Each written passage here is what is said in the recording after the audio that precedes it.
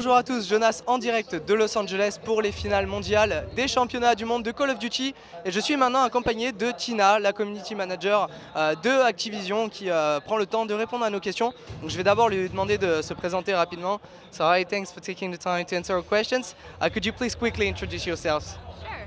I'm Tina Palacios and I'm the Senior Community Manager for Infinity Ward.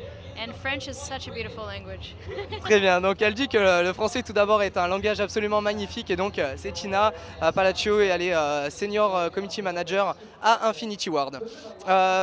Donc j'ai envie d'avoir un petit peu son impression sur cet événement et sur les championnats du monde de Call of Duty en tant qu'événement et de la taille que ça a. So obviously it's the third edition of the Call of Duty Championships. What do you think of this event and how do you like the growth of the esports around Call of Duty? I think it's amazing. I think it's a lot of fun just to see all of the best teams come together and compete and just watch the best play your game. I mean, they play it better than anyone else and it's just amazing to watch and you learn a lot from it as well. Très bien, donc elle aime vraiment beaucoup voir cet événement et voir les équipes jouer au meilleur niveau. Ils apprennent beaucoup de voir donc ces équipes s'affronter puisqu'elles jouent mieux que n'importe quelles équipes au monde. Donc on a eu l'édition ici mondiale des Call of Duty Championships, mais on a également eu les éditions européennes avec une déclinaison dans chaque pays. Qu'est-ce qu'ils pensent de l'agrandissement de Call of Duty ailleurs qu'aux US? So Call of Duty is pretty huge in the US, and as we can see here, it's a huge event.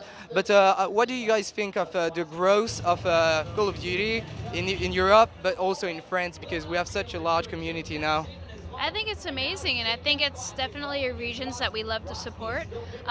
We sent Joe Seacott out to the European finals, and I think that was just a good gesture of support.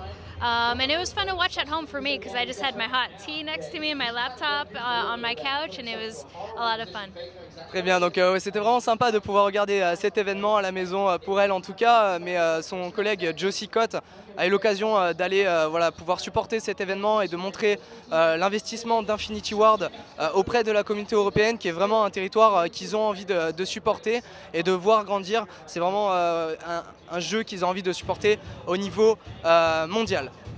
Donc également, on aimerait savoir qu'est-ce qu'ils pensent de la compétition sur Xbox One avec l'arrivée donc de Call of Duty Ghost sur Xbox One. Donc with this year, we've seen a new generation of consoles come into esports with the introduction of Call of Duty Ghost on Xbox One. How is that going? Because this is the first LAN event on big LAN event on Xbox One. It's a lot of fun to watch. We had Xbox One at the US Finals and I think at the European Finals as well. And it was cool just to see everyone compete with the Xbox One controller. I knew that was something that a lot of pro players had to adapt to. And they were very fond of their controllers.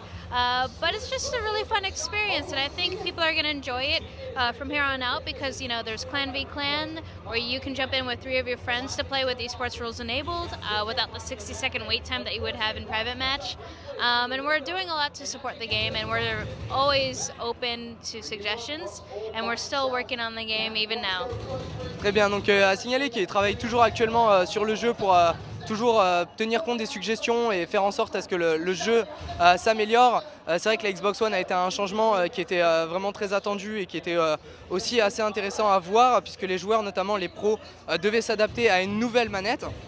Ces nouvelles manettes qui sont assez différentes, à la fois similaires et différentes par rapport à la Xbox 360. Et donc du coup c'est vrai que ça a été une toute nouvelle expérience.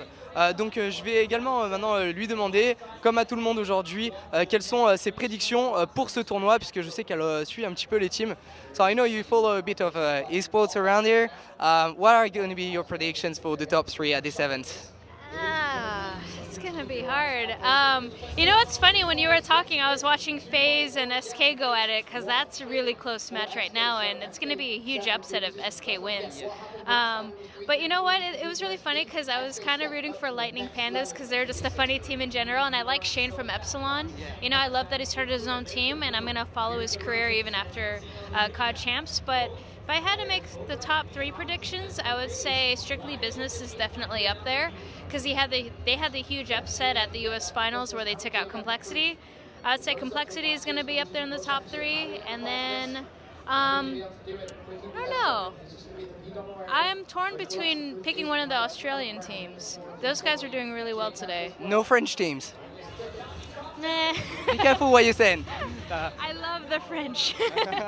Très bien, donc pour les prédictions strictly business avec notamment leur très belle performance auprès au final régional américaine, également Complexity et en troisième place avec ce qu'on a vu aujourd'hui, les équipes australiennes qui ont fait de très bons résultats.